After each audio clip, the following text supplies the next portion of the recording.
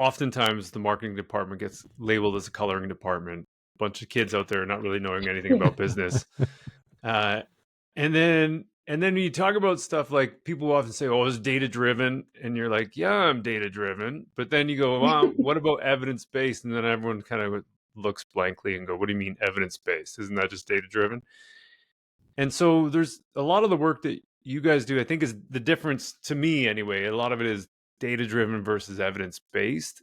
And so, but then you get into this category of, well, maybe it's just too academic. Like it's not Mhm. real for me. And, that's nice for them. And good that they can publish this stuff in a journal somewhere. But I live in the real world. You know what I mean? Like, Yeah, yeah. how do you I think balance that kind of thing? And I know you talk about it being useful. Like, and so and to me, it is. exactly. To me, the biggest difference between being data driven and being evidence based is that data driven is very much focused on a snapshot. So we are looking at the data as it is right now, whereas being evidence based is understanding those long term patterns that I talked about. It's not one particular data point or one particular study. It's about actually looking in the long term. What do these patterns mean and how do these theories apply?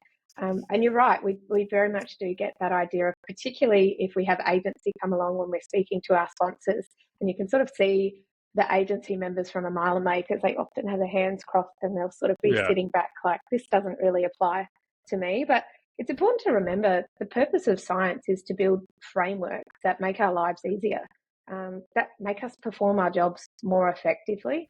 Architects have to apply the laws of physics. We've got doctors who have to abide by frameworks of medicine. It's just how the world works.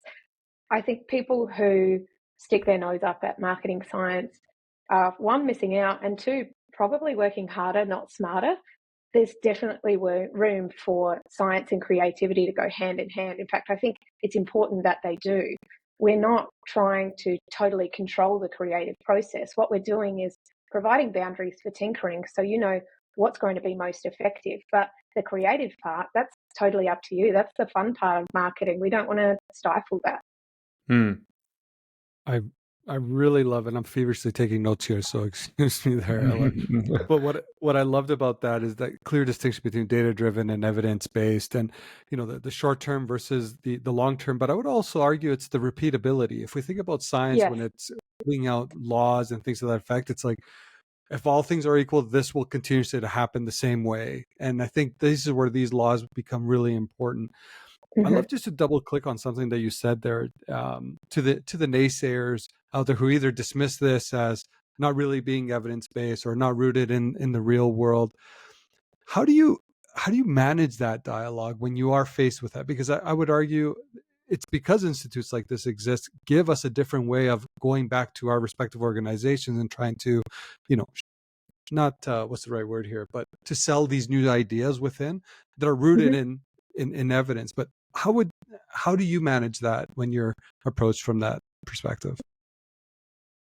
The data speaks for itself more often than not. And if we do find that we have a particular organisation who their feet are a little bit more stuck in that mud, and it can be very confronting, especially when you present this information to a room of people who have been using outdated frameworks or using theories Right. that are still to this day taught in universities and very much a part of the general marketing psyche, right? So when you stand in front of a room of people and sort of tell them, hey, what you've been doing isn't just wrong, but it could be actually doing more harm than good, it can be quite confronting. And people sometimes do sort of throw their arms up and say, well, no, we don't want to buy into this because it almost undoes the work that we've done. Yeah. But if we do get in those situations, more often than not, to be honest, by the time we get through a seminar, people understand that, hey, it's not a personal attack. It's actually, a lot of people aren't aware of this information. But for those who are a little bit stickier, we do see that data speaks louder than we can, and we apply the laws to their own data. So if they're able to provide us some of their own sales data, for example, we can apply it and show, hey, the double jeopardy law applies in your category, it applies to your brands, just like we've shown you with these examples. And it's pretty hard to argue with that.